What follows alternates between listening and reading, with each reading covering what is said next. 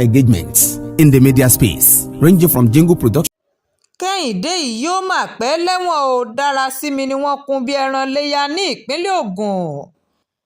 Àkọlò iléeṣẹ́ ọlọ́pàá ẹ̀ka ti ìpínlẹ̀ Ògùn ní àwọn afurasí afiniṣètùtù ọlá méjì kan, Kẹhinde Yẹmítàn tó ń gbé ní Ìlógbò-Ọ̀tà ní ìpínlẹ̀ ọ̀hún àti ẹnìkejì rẹ̀ Kazeem wà báyìí.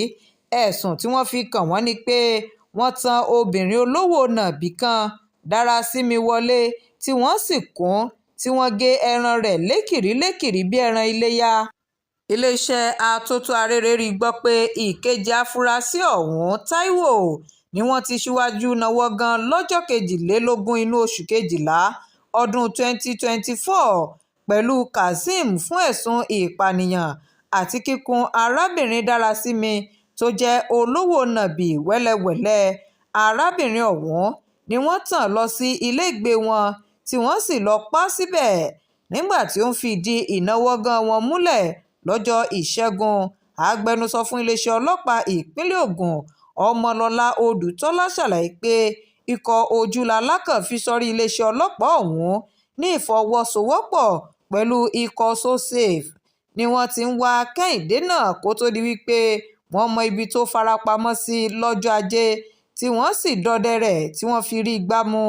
Ó jẹ́wọ́ wípé òun pẹ̀lú àwọn tó kù òun làwọn lẹ̀dí àpò pọ̀ láti ṣiṣẹ́ láabi ọ̀hún nílùú Abẹ́òkúta, tí àwọn ará àdúgbò náà sì jẹ́rìí sí wípé iṣẹ́ ọwọ́ rẹ̀ kò mọ́ rárá.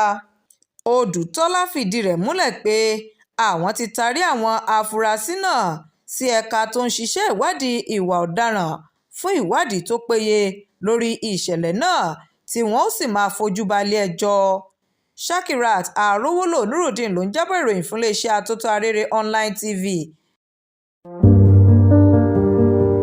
It's been a year of all-round engagements in the media space, ranging from jingle productions, advert placements, program hosting, events hosting as an MC, marketing, branding, even consultancy, despite all odds surrounding year 2024. All glory and adorations to God Almighty over His mercy to get through out of the year.